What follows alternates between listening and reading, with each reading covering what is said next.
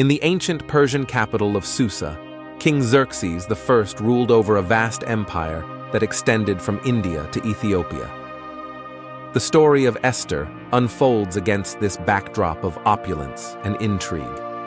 The tale begins with King Xerxes hosting an extravagant banquet for his nobles and officials. The festivities were grand, and in a moment of drunken revelry, the king summoned his queen, Vashti, to display her beauty before the assembled guests. However, Queen Vashti defiantly refused the king's command, leading to her dismissal from the royal court. The king, now in search of a new queen, decides to gather the most beautiful virgins from his realm for a year-long beauty pageant. Among the contestants is Esther, a young Jewish orphan raised by her older cousin Mordecai. Esther, with her striking beauty and quiet charm, captures the heart of Haggai, the eunuch in charge of the king's harem, and ultimately wins the favor of King Xerxes. Crowned as the new queen, Esther keeps her Jewish identity a secret, following Mordecai's advice. Around the same time, Mordecai, who worked in the king's palace, uncovers a plot to assassinate Xerxes. He reports the conspiracy, and the conspirators are apprehended and executed, earning Mordecai recognition and favor in the king's court. Enter Hmon, the antagonist of the story. Hmon, an ambitious and arrogant official, rises to power and demands that all bow down to him. Mordecai, however, refuses to bow to anyone but God, infuriating Hmon.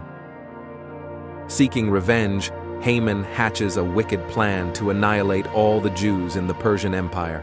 Hmon casts lots, or Purim, to determine the day of the massacre. The chosen day becomes a looming threat for the Jewish community. Mordecai, devastated by the impending danger, implores Esther to intervene with the king on behalf of her people. Esther hesitates, recognizing the peril of approaching the king without being summoned, but Mordecai encourages her, declaring that she may have been placed in her royal position for such a time as this. Esther, motivated by her love for her people and a sense of duty, decides to take the risk. Before approaching the king, she calls for a 3-day fast, during which the Jewish community in Susa prays fervently for her success. With courage bolstered by the prayers of her people, Esther approaches the king's throne, risking her life. Miraculously, the king extends his golden scepter to her, signifying his willingness to hear her request. Esther invites the king and Hmon to a banquet, strategically withholding her plea for another day. During the banquet, King Xerxes asks Esther what she desires. She reveals her Jewish heritage and exposes Haman's sinister plot to annihilate her people. The king, incensed by this revelation, orders Hmon to be hanged on the very gallows he had prepared for Mordecai. With Haman's downfall, the immediate threat to the Jewish people is averted.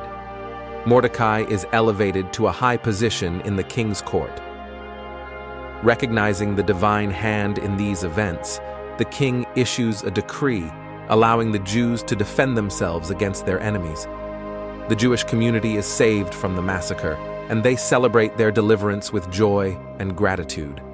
In recognition of this miraculous turn of events, Mordecai establishes the Festival of Purim. The festival is marked by feasting, sending gifts to one another, and acts of charity. The Book of Esther concludes with the celebration of Purim becoming an annual tradition to commemorate the deliverance of the Jewish people from the brink of destruction. The detailed narrative of Esther's story not only showcases the political intrigue and personal courage of the characters involved, but also emphasizes the themes of divine providence, faith, and the triumph of good over evil. If you found this story intriguing, please remember to hit the like button, subscribe, and activate the notification bell.